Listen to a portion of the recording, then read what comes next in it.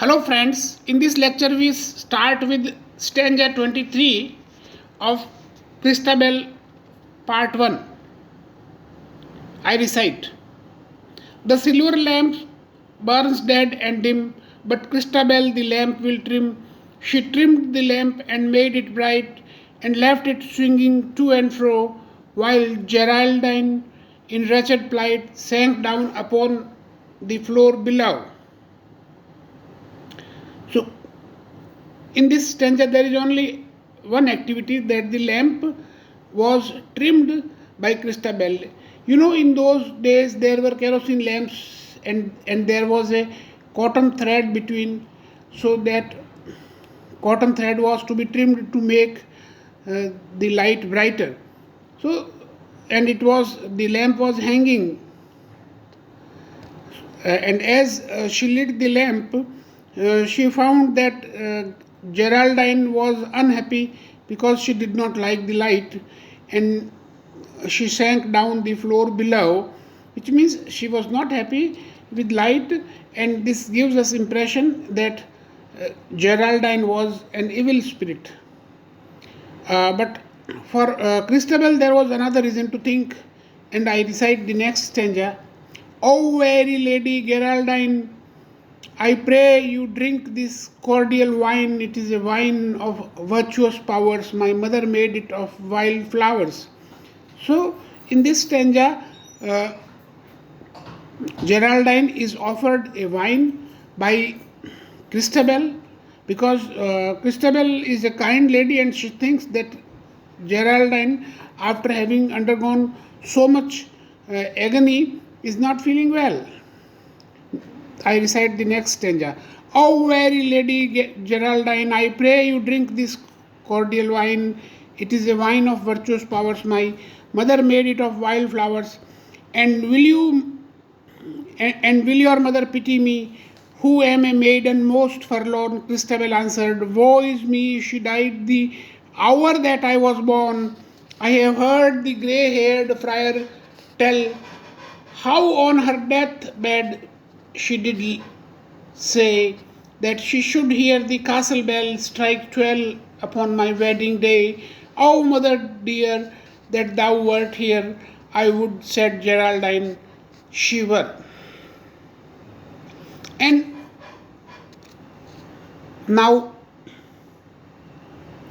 Geraldine asks if her mother will pity Geraldine, because Geraldine said that she was a woman and she was in its distress, she was in trouble, to which Christabel answered that she told her that it was her bad luck that her mother had died when she was born, and the friar had told her that her mother wanted the daughter, the mother wanted to hear the castle bell ring when her daughter married, and Christabel remembers her mother and wishes that if her mother were here. And Geraldine also said, okay, I wish that your mother were here. Next stanza I recite. But soon with altered voice said she, off wandering mother, peak and pine, I have power to bid thee flee. Alas, what ails poor Geraldine? Why stares she with unsettled eyes? Can she the bodiless dead spy? And why with hollow voice cries she, off woman, off, this hour is mine. Though thou her guardian spirit be, off woman, off, it is given to me. Now, as Geraldine says that, okay, she wishes her mother to be there, and we are made to understand that there is a spirit, and the spirit appears, and Geraldine can clearly see the spirit of Christabel's mother hovering there, and Geraldine bids the spirit to go away, because as Geraldine claims that it was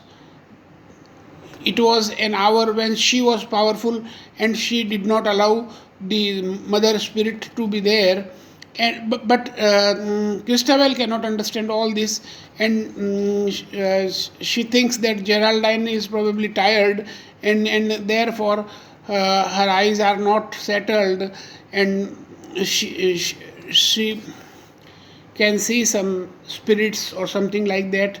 And again she makes the mother spirit, I mean Geraldine makes the mother spirit go away, because Geraldine claims that that hour is hers, and she may be the guardian spirit of Christabel, but she cannot help Christabel. And as we understand, that the mother spirit has to fly away, because at that time the mother is helpless. Mother spirit is helpless. Next stanza I recite. Then Christabel knelt by the lady's side and raised to heaven her eyes so blue. Alas, said she, this ghastly ride, dear lady, it hath wildered you. The lady wiped her moist cold brow and faintly said, it's over now. Now, now this muttering by Geraldine is understood by Christabel to be, I mean, a result of her misery, and maybe her mind is wandering because of the agony that she has undergone. This is what Christabel thinks. So Christabel kneels down, and while she was looking at the sky, and then Geraldine says that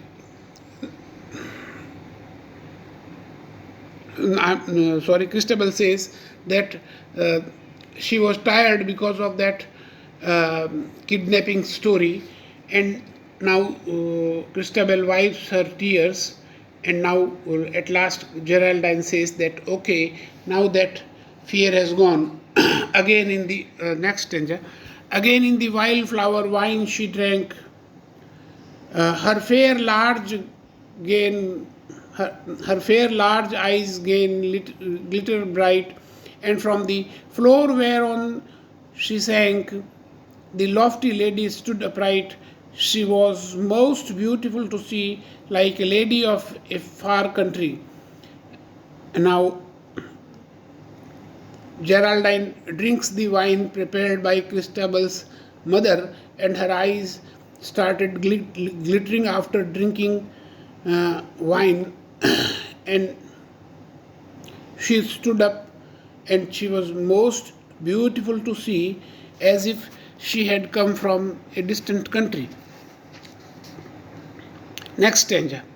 And thus the lofty lady spake, all they who live in the upper sky do love you, holy Christabel, and you love them, and for their sake and for the good which me befell, even I in my degree will try, fair maiden, to requite you well. But now unrobe yourself, for I must pray, or yet in bed I lie. So in this stanza, Geraldine says that Christabel, you are a beautiful woman, and those heavenly spirits also love you, and you also love them. But now it is my good chance that I will try to be decent to you. I will requite, means I will give you reward, and now you undress yourself, because Geraldine says that she must pray before she goes to bed. Quoth Christabel, so let it be. And as the lady bade, did she her gentle limbs, did she undress and lay down in her loveliness. So, as ordered by Geraldine, Christabel undresses herself in order to go to bed. And Geraldine can see the gentle body of Christabel.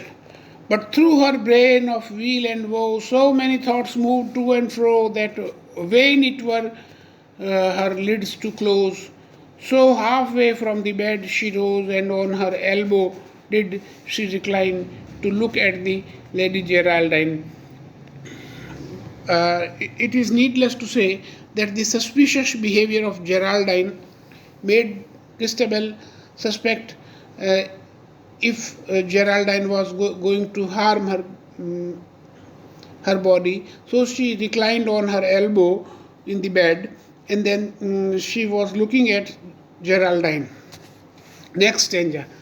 Beneath the lamp, the lady bowed and slowly rolled her eyes around, and then, drawing in her breath aloud, like one that shuddered, and she unbound the cincture from beneath her breast.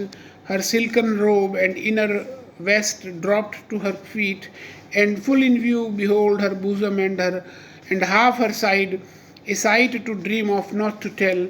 Oh, shield, sweet Christabel. So the poet describes the naked body of Christabel as how she has, Christabel is shuddering with fear, means she is not sure if how Geraldine is going to behave, but she undressed her clothes, all her clothes, and she was totally naked. And the poet says that this scene is not to be described, but you can dream how a beautiful woman could be. And so the poet prays for the safety of Christabel, because we don't know how Geraldine is going to treat Christabel. Yet Geraldine nor speaks nor stirs. Ah, what a stricken look was hers! Deep from within she seems halfway to lift some weight with sick essay, and eyes the maid and seeks delay. Then suddenly, as one defied, collects herself in scorn and pride, and lay down by the maiden's side, and in her arms the maid she took. Ah, weal a day. And so Geraldine is also waiting for her chance. She is waiting for Christabel to fall asleep, and her look was very terrible, like that of a devil. And it appeared that probably she was fighting with herself, and she was making some efforts, probably because Christabel had been nice to her. So Geraldine was struggling with herself whether to do any harm to her or not. And so Geraldine was waiting for Christabel to sleep, and she looked like the one defied. So who is defied? It is the Satan. It is the evil spirit. So now she makes a decision, and she collects herself in scorn and pride. Naturally, Geraldine is going to harm Christabel, and she takes Christabel in her arms, and she took. And now for Geraldine this was very good, but let us see in the next stanza what happens to Christabel. And with low voice and doleful look these words did say, in the touch of this bosom there worketh a spell, which is Lord of thy utterance, Christabel.